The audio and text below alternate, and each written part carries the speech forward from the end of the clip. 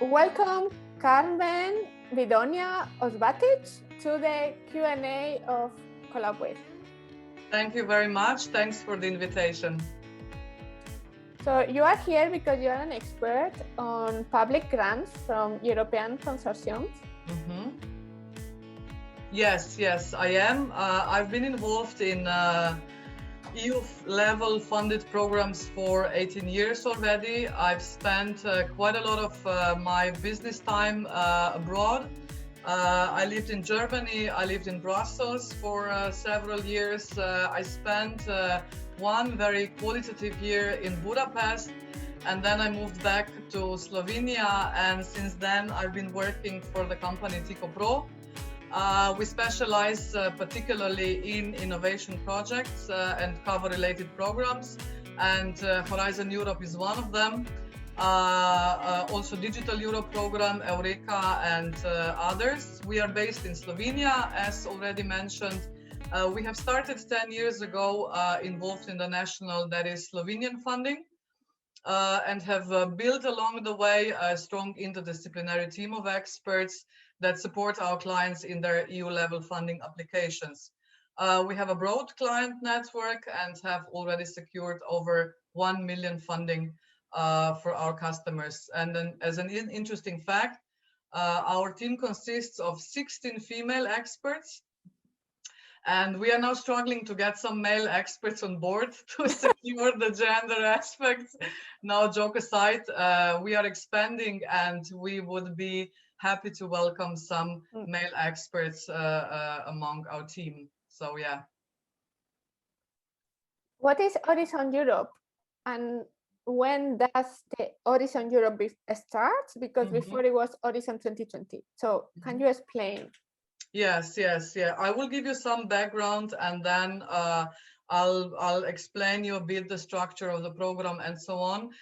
So Horizon Europe is the biggest funding program in the world. It supports innovation and disruptive ideas, and it is open to all types of organizations and institutions, stretching from research, academia to industry, SMEs, startups, and NGOs.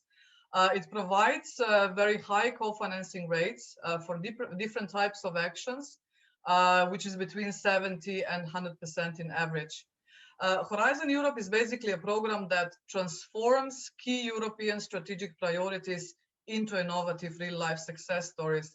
And the current financial perspective stretches between 2021 and 2027, and it brings focus to really three focal points, which is digital, green, and resilient. And that means that concrete opportunities to receive funding have to, at some extent, involve these aspects of energy efficiency, environmental impacts, digital transformation, and health, and so on. That doesn't mean, however, that we all need to develop energy efficient technologies or finding ways to facilitate use of renewable energy sources, but it means that whatever you do, it needs to somehow address one of the key priorities set in the work program, right? And for example, by developing a smart device for early stage dementia, for early stage dementia detection, you not only provide digital solutions in health, but through early detection, you help people dealing with these issues at early stage of disease occurrence. You, for example, in general, digitalize parts of the healthcare system, you reduce costs of healthcare, and you potentially save the environment if the current practices you are proposing to improve or replace present a huge environmental burden. And this is an important part. This is the impact of your project. And to elaborate the impact, you need to engage in storytelling. So a story that not only particularly focuses on what you do in terms of your technological concept, but it focuses on broader societal, economic, environmental, and climate impacts. And these need to be worked out, so you need to pay special attention to these issues, as this is how you will convince the evaluators that you are worth to receive EU funding. That means, taxpayers' money to developing something that will benefit the society as a whole. So basically, to summarize, your project idea is simply the entry point, but the story around it with all its potential benefits and impacts makes your project a European best practice, right? And because you cannot leave the interpretation of these impacts to the evaluators, who, and this is an important point, are not necessarily involved in the same professional fields as you. And that goes especially for close to market projects where your evaluators may come from the investor side. It is your task to prepare the argumentation of the elements that you think related to your project concept might be of a benefit to Europe, yeah, and beyond Europe too, of course. Yeah. So Horizon Europe is based on the adopted action plans such as health, circular economy, Green Deal, digital strategy, and so on. And it operates in the form of clusters, which means that there are 6 clusters that outline the main objectives within the set priorities in the areas of health, inclusive society, digital, industry, space, climate, mobility, food, bioeconomy, agriculture, and so on, right? Horizon Europe has started in January 2021 and will last until 2027. Its predecessor was Horizon 2020, and Horizon Europe basically builds on the experience and lessons learned of Horizon 2020. And although there are some changes at the operative level of project preparations, the core of the program has remained the same, which is an indication that it was cleverly structured in the first place, and that it brings value and results that were initially anticipated. So in terms of structure, it is built around 3 pillars, namely the first pillar, excellent science. Pillar 2 is global challenges and European industrial competitiveness. And pillar 3, innovative Europe. Now to break down all 3 pillars for you in brief, the first pillar deals with research actions to boost the scientific excellence of Europe. One of the examples, for example, within this pillar is Marie Sklodowska-Curie actions. Yeah. And this is one of the sub-programs, and that allows early stage researchers or experienced researchers to involve with the industry partners. It is a mobility program that specifically targets the objective for bridging the gap between academia and industry. Next pillar, Pillar 2, global challenges and European industrial competitiveness with mentioned clusters, is the accumulation of calls for proposals that respond to specific challenges as they were adopted by the EC as a development roadmap for Europe over the next 7 years, right? And this pillar creates opportunities for all types of institutions and organizations to join forces in larger or smaller collaborative operations, where the number of participants may stretch in average between 2 to even 30 partners. Yeah, these types of operations are top-down. That means that the scope of activities, the expected outcome, and expected impacts are clearly described, and the applicants are to address them in their entirety. Yeah, the third pillar, innovative Europe, is the one that particularly supports science-based or technological breakthrough innovations. The EC cares to call them ambitious surprises, yeah?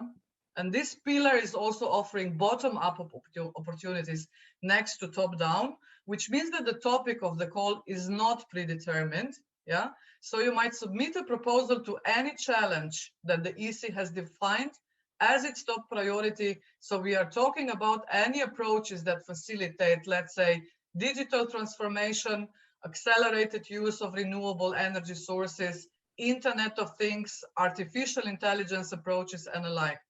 And while the opportunities are really out there, the first and the most important thing is to know where to find this information, yeah? And the EC is working really hard to make this easier for you. So the most relevant is definitely the web page, funding and tender opportunities, that gives you an overview of the available funding and all related requirements. Yeah, so there are several instruments. So we can see of funding. We have the Research Council, the Innovation Council, and the Horizon Europe. What are the differences? So this is different. Horizon Europe is basically an umbrella instrument, right? And within this umbrella instrument, you have these 3 pillars, and the European Research Council is part of pillar 1. Okay. So it basically specifically addresses, creation of scientific base of Europe, right? And these are more like early, early stage projects where the maturity level is not as high as in, for example, innovative projects, close to market projects, yeah? So to consider Horizon Europe as an umbrella with almost 100 billion, euro available over the next 7 years, these 3 pillars are crucial, and the understanding of the nature and the character of these 3 pillars, is the first precondition to actually start thinking about, applications. And the European Research Council, as part of pillar 1, and for example, Innovative Europe, as the 3rd pillar is called, right? These are very different things. And to get an understanding of it, as I said, is a precondition, an important step before you start, concretely thinking about applying. Yeah, but then you have this expertise and a call of ICT. So what are the calls and the grants applications for consortium from ICT, which means information communication technologies? I mean, ICT is a cross-cutting topic. Yeah. Okay, cross this Horizon Europe. Within, Horizon Europe basically, Horizon Europe covers these 6 clusters, and these 6 clusters basically involve ICT as a cross-cutting topic, and that means that most of the calls within Horizon Europe are somehow touching upon this issue. As mentioned because before, it's digital. Yeah, it's one of the transitions, the digital transition. And digitalization is absolutely the key priority of the next perspective. So the ICT companies have a lot to gain from the program, right? We have made our statistics, and there are altogether around 800 calls for proposals. 800 planned only in the first 2 years of the program implementation, because Horizon is built, on a 2 years basis, and the work programs are then, every 2 years revised. So the 800 calls are only in pillar 2 and 3 for the first 2 years of the program implementation. So the potential of an ICT provider is huge. Yeah. So this joint web page, funding and tender opportunities, it entails all the background information. It provides, access to work programs and application criteria. And it is to be noted that these pages are to be consulted very much in detail. So they are there for the purpose, namely to guide the potential applicants through the procedures, right? And this is not an easy task. We can easily get lost in this jungle of information, and therefore it is necessary to understand that the decision to participate in these competitive calls is not one to be taken lightly. This decision requires commitment, engagement of all decision-making levels in order to put resources on the disposal that such an endeavor requires. Yeah, and in some cases, the EC even recommends to reserve up to 8 months to prepare a project, which doesn't mean that the assigned team members will be working round the clock on this issue, but it means that in general, initial activities such as, preparation of the outline of the project idea, potential partnerships, planned budget, and so on, need to start early in order to bring everyone on board, especially in cases where large partnerships are planned, or simply to streamline the project idea with its potential impacts way before the actual project deadline. Yeah, all these conversations and this strategy as well. This is actually, this is a strategy that needs to be elaborated internally, right? With mobilization of all these resources that are required, with the necessary interdisciplinary approach. So experts are involved with different profiles, with different background, also with different culture. This is an interesting aspect, in a team composition too. So yeah, as I said, it's not a decision that is to be taken lightly, because it really pushes you to your limits if you decide to, you know, pursue such an endeavor. Yeah. And what does ICT include? AI, digital, intersection with sustainability or innovation or deep tech?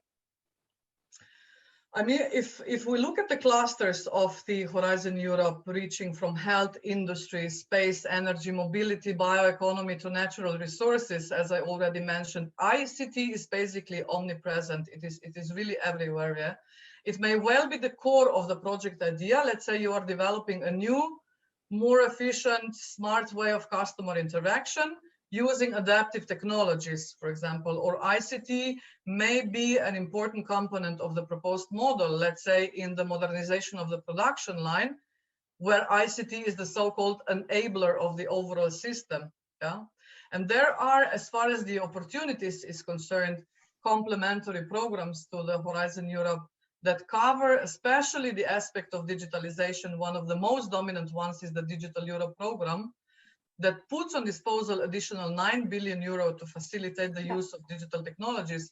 And the synergy between Horizon Europe and Digital Europe program is that Horizon Europe supports research and development of digital technologies, and Digital Europe program supports the wide uptake and the deployment of these innovative digital solutions. Yeah, they work in a sort of analogy.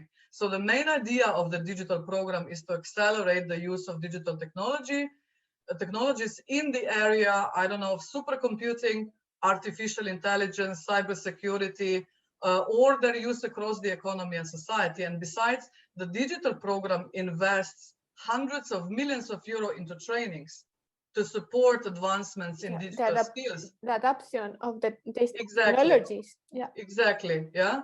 Be it on the public, business, or private level. And Digital Euro program is a total novelty of the EU level funding scheme. It will start to announce calls for proposals in the second half of this year, I guess, or at least as far as I'm informed. Yeah. And this could be very similar like the Green Deal we had until February, and now is coming the digital program. Be on top of the Horizon Europe and the ICT calls. I mean, or there will be a relation, because I think Green Deal was linked to Horizon 2020. Green Deal relates basically to all the EU level funded programs. Green Deal is not a program as such. You know, it belongs. It is a structural and political decision of the EU to reach the climate objectives, environmental objectives by 2050. You know, to become the first climate neutral continent, right? And these topics of Green Deal, they stretch across the landscape of all the programs. So as I said before, you know, green, digital, and resilient basically are the key priorities for the next perspective, and all the applicants, you know, will need somehow to adhere to these strategic objectives. Yeah. So, and then how to prepare an ICT call? So we need a consortium, we have to prepare, we have to allocate resources, write the proposal. Mm-hmm. Yeah, this is a very complex question, and we probably don't have enough time to respond to it in detail. But, you know, first of all, you need to clarify within your ranks whether you would like to be part of a consortium or whether you dare to apply on your own. Yeah. There are a lot of factors that influence this decision, but there are three main criteria, I would say, which may help you identify the right scenario for you. And these are firstly your own internal setup. Yeah, that is, do you have all the resources to complete the action, or at least in the minimum requirement, do you have access to those stakeholders you would need in your project, for example, as your subcontractors? The second criterion is definitely the commitment you need to show if you are, for example, applying as a sole beneficiary. These preparation procedures take time, energy, a lot of interdisciplinary thinking, as not only your project idea, as I mentioned before, is the one that counts, but also your ability to find the right argumentation and justification of what you're doing in terms of impacts your solution may have on the broader scale. We said before, societal, environmental, and economic level. On the other hand, if participating in a consortium, the pressure of proposal preparation is more equally distributed among partners. And they have their own skills and this interdisciplinary know-how, which plays an important part in the proposal setup. And the third criterion is definitely the scale of the breakthrough character of your innovation. Has the concept that you are pursuing potential to disrupt the markets or even to create new markets? So a profound knowledge of your target market and of your customer are of crucial importance here. And then as a last question, how does Tiko Pro support the creation of the consortiums and to apply to the ICT proposals in this case? First of all, we understand the added value of grant funding. And at the same time, we have the awareness of the very intense proposal preparation time. And the added value of grant funding is definitely the confirmation on the supranational level, which is the EC, that the work you have under development attracts attention. So not only the funds that are necessary to pursue your idea are of particular value, but also the recognition.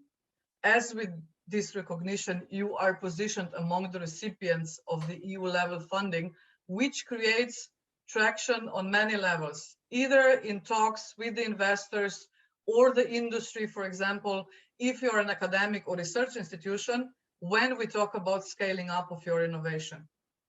Some of the EC programs, they come with an extensive offer of business acceleration services.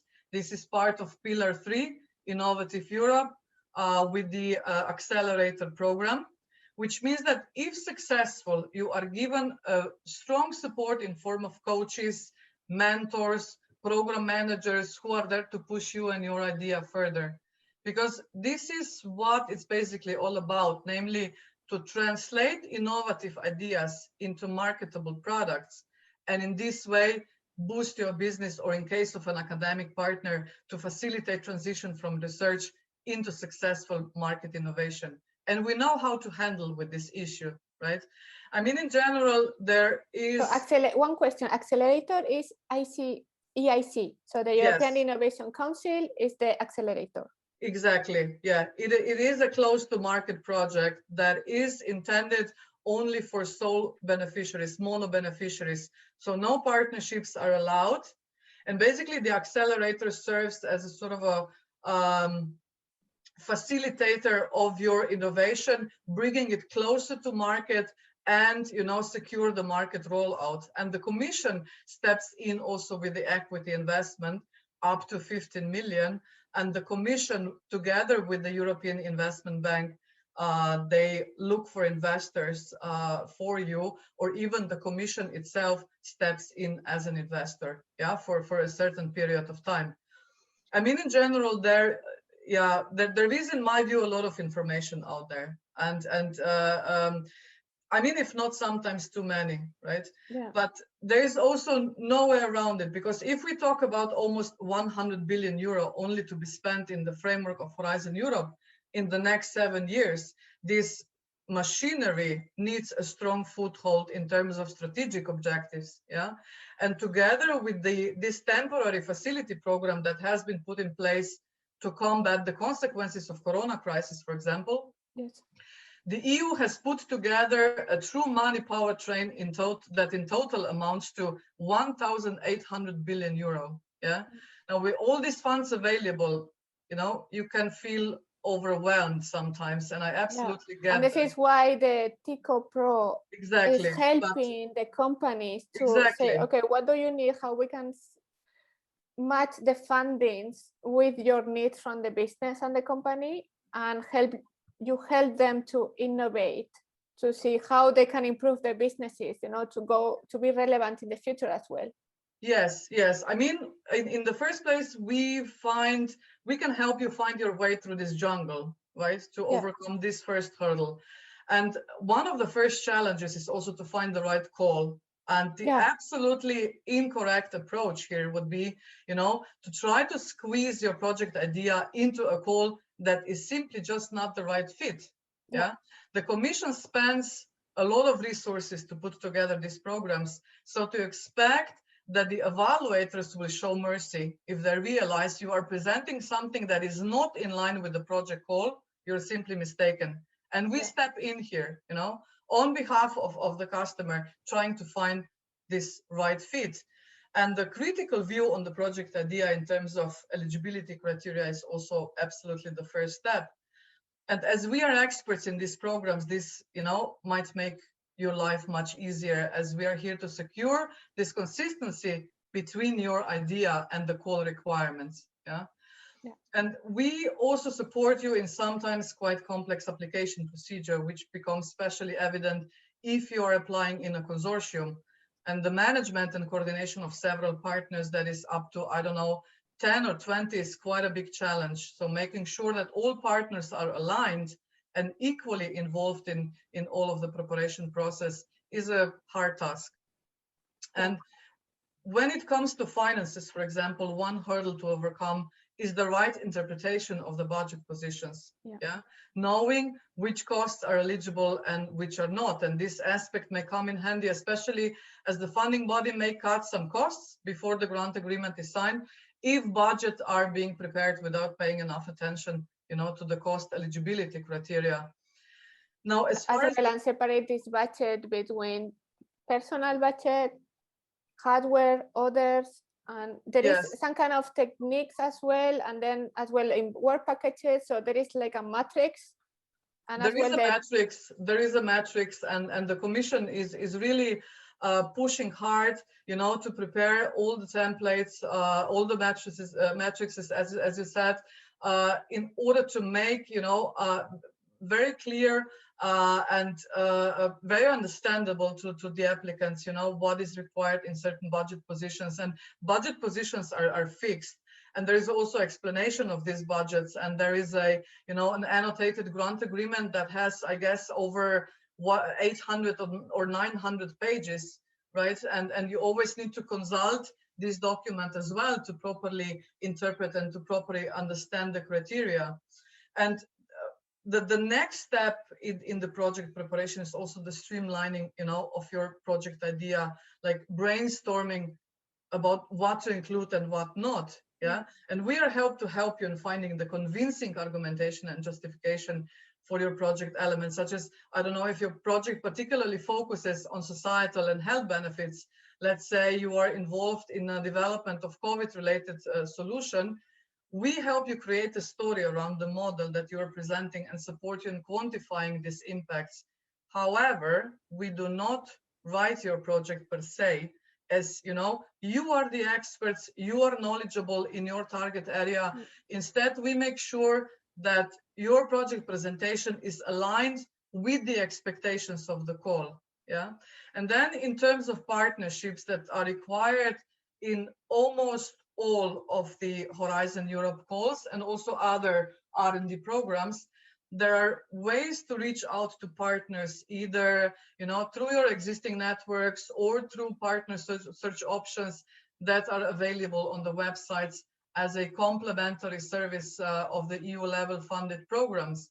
And some programs consider it as an added value if there are partners in the consortia that have experience with the EU level funding. And in order to start, I would say the best way is to join a partnership where you potentially have a minor role at the beginning, but with the experience that you gather in this partnership, you might in the next step, you know, dare to apply on your own or with a more visible role to play. So in general, we at Tiko Pro, we aim at long-term cooperation with our partners. That means that, you know, the better we get to know you, the more efficient is our screening processes of available funding. And normally when the project is being prepared and submitted, but unfortunately not awarded funding, there are, for example, you know, programs that allow resubmissions of the same projects, or there is an alternative funding available either on the national or the EU level, where the same project inputs might be. Yeah, like it's not wasted. So well, you have only learnings, and then you can reapply in in a different formats with different type of funding. Yes. And then you learn from the feedback, so you can adapt, Yes. improve, and you resubmit again to another instruments. Yes, I mean, the feedback that you in some calls receive from the evaluators is quite valuable. It shows you your strengths and weaknesses, and you try to respond to them. Even, you know, even if the project hasn't been a success, at least not in the first or second attempt, there have been attempts within the SME instrument, which is a predecessor of accelerator that belongs to, you know, Innovation Council and the third pillar. Yeah, there were 6 to 7 submissions, and the 7th submission was a success. Yeah, and we also often receive a very positive feedback from our clients. For example, even if they might not have succeeded in securing the EU level funding, they usually say that the preparation process has helped them immensely in sharpening their focus, you know, of their either R&D or market related activities, while reaching out to other means of financing, as you said. Yeah, it could be as well part of business consulting. This is part of business consulting. We are basically business consultants.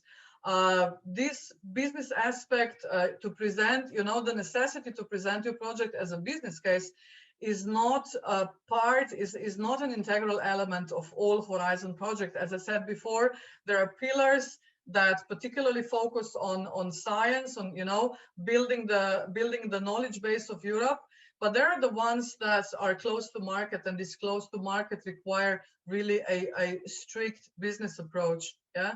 So we are, in that sense, business consultants that, you know, guide our clients, you know, through this process, and, you know, making them aware of the elements that needs to be included in order to convince the evaluators, because evaluators in these close to market projects, they are also investors, potential investors. They do not necessarily know your particular field of business. You know, they are not involved in your business areas, but they might be interested in financing your model. Yeah, and so you need to. That's why I'm always, you know, stressing the point of interdisciplinary thinking. The one that perhaps, you know, is fluent, or a team member that is fluent in English, yeah, and can find right formulations and presentations and so on, is not necessarily the same person that covers the technological aspect of your model, or even the, you know, market related aspects. So quite a lot of people with different profiles, you know, needs to be involved in that scenario, in that structure. Yeah. Yeah, so basically. Yeah, thank you very much, Carmen. I think it was very, very useful. And see you this week on the free webinar about the accelerator. Yes, I'm looking forward to that as well. And thanks for inviting me. And yeah, bye. And of course, stay healthy. Yeah, stay healthy. Like to call it. Yeah, thank you, Carmen. Bye. Bye. Ciao.